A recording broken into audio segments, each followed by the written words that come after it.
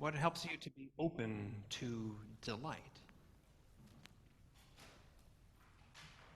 And what stifles your ability to delight? And would you want that to change, if it could? How could it change?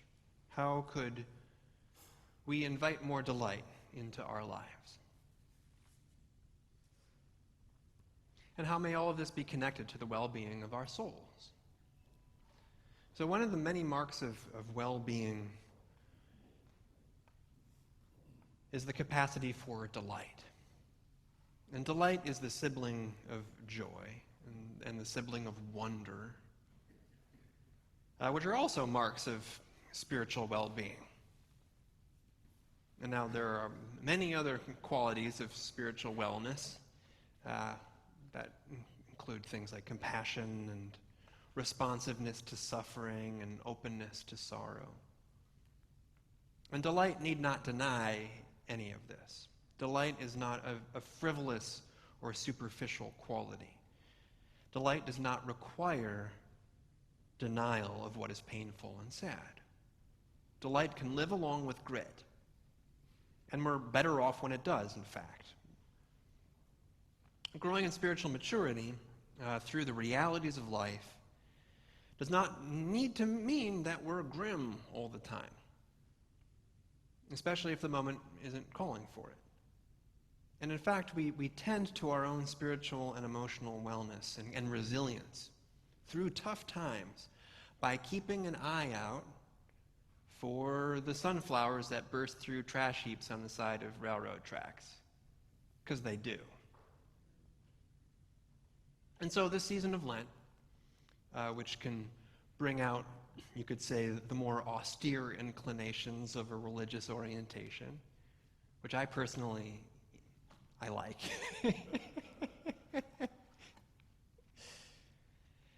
And as we continue to live through, what are troubling times, I want to give delight its due. And maybe an invitation to delight is what someone's soul may need right now. Invitation and permission. What is sacred does not always need to require our utmost seriousness. And in no less a serious and weighty tome as the Holy Bible, we find this most wonderful expression of delight that claims nothing less than to be a vital dimension of God's creative power. And our reading from the book of Proverbs in the Hebrew Scriptures, and thank you, Deb, we hear the voice of holy wisdom. And I wanted us to hear the whole chapter so that we could hear just how formidable and powerful this voice is. And then to hear that this wisdom helps God in the creative act. When wisdom speaks, she's personified here as feminine, she recounts her role in helping God to bring form and order into creation. And the picture is one of joy, as well as tremendous power and capacity. I was beside God like a master worker. So God, in this kind of mythology, you could say, God creates wisdom before anything else. And then wisdom is then a fellow worker to help God create. And I was daily God's delight, playing before God always, playing in God's inhabited world, and delighting in the human race. So delight, creative play, joyful participation in God's creation. This is the character of wisdom, one of the characteristics of wisdom in the Bible. A master worker, an architect, an engineer, a craftswoman, the creative capacity by which the divine creator creates. Wisdom is not only smart, not only effective, not only formidable and far-seeing, but wisdom is full of rejoicing in the sacred activity of creation itself, the very act of creation. Now, I think children get this pretty naturally. When children make stuff, it's naturally an act of play. And creative play is a feature of intelligence, of creative consciousness. It's something that, if we notice it in dolphins, it makes you wonder what's going on in their inner lives. So it makes sense, I think, to see this also as a feature of the divine intelligence that tinkers this world into being, the cosmic consciousness that conjures up being itself. Play may be at the fabric of the universe. According to our faith, God creates the world out of love. And what do we call love for that which we kind of bring into being through play? Delight. When Genesis says that our divine creator kind of creates and by the word, by sings this world into being, and God steps back and looks at it. After every day of creation, God steps back and looks at what happened during that day of creation. God says, "This is good." And the Hebrew here conveys something of joy. It's joy. It's like, wow, this is awesome. Look at it go. Can you believe it? This is a universe teeming with sounds and colors and all kinds of crazy kaleidoscopic creatures. There are aardvarks, for crying out loud. And there are uvulas. And there are bioluminescent mushrooms. And there are ribbons of DNA that spiral through eukaryotic nuclei. There are supernovas. And there are apes that make fishing hooks and hula hoops.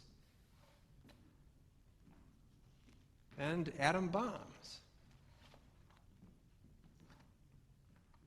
So one antidote to despair in the face of all there is for a caring person to despair about in this beautiful and broken world is our capacity for delight. Delight is a gift through which we can get a glimpse of a God's eye view of the world. And so it's good to care for it, to tend to delight. So the poet Ross Gay set himself the practice for a year of writing each day a little something about a delight that he discovered that day. And the book that came of it, which was published a few years ago, is called A Book of Delights. And it is a delight, as well as being deeply wise.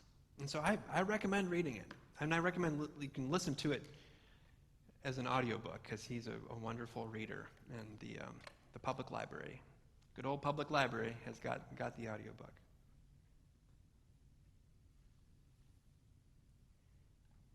So it's pretty well known that naming gratitudes each day, and praying especially, and naming gratitudes is just really helpful. It's just a really good thing to do, no matter what. So I recommend what it would be like to add delights, to name a delight as well as gratitude, to pray to God about what it is that we've found delightful.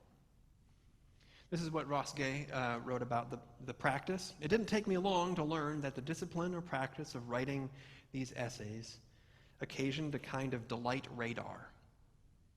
Or maybe it was more like the development of a delight muscle.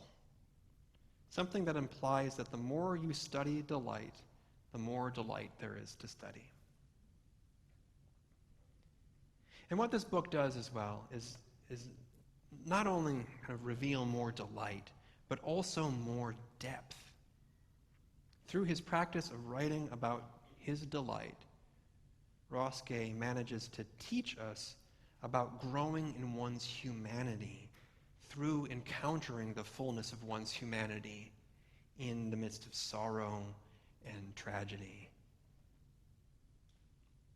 His exercises in joy do not at all deny sorrow or suffering, but rather he embraces it.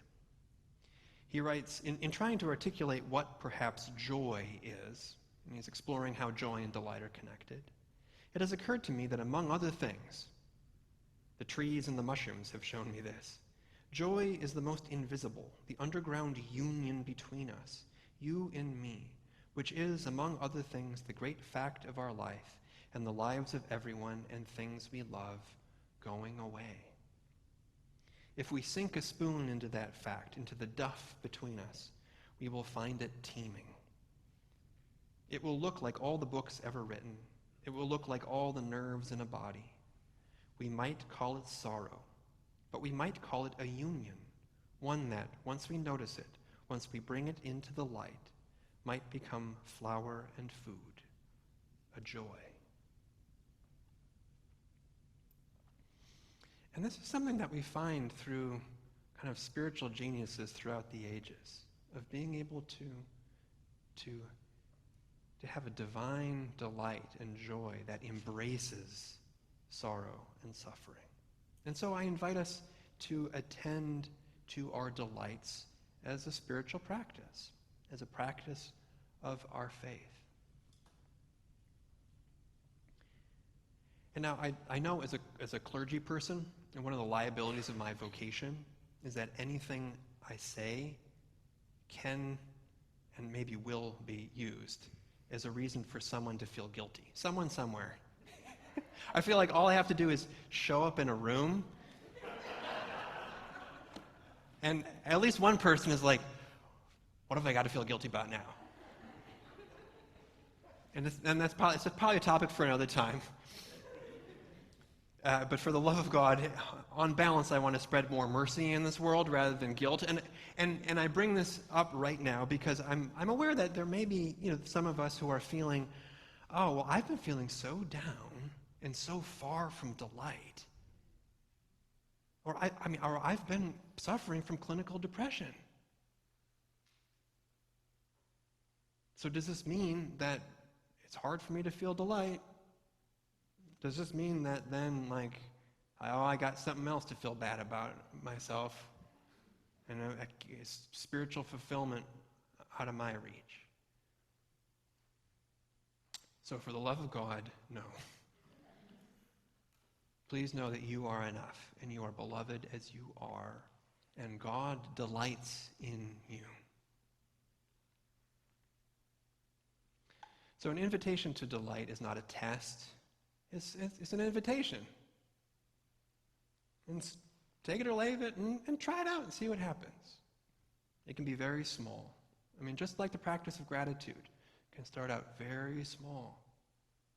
But every day, if you name a gratitude and if you pray from that gratitude, every day, if you name a delight, or just something adjacent to delight, close, just kind of peeking into the room,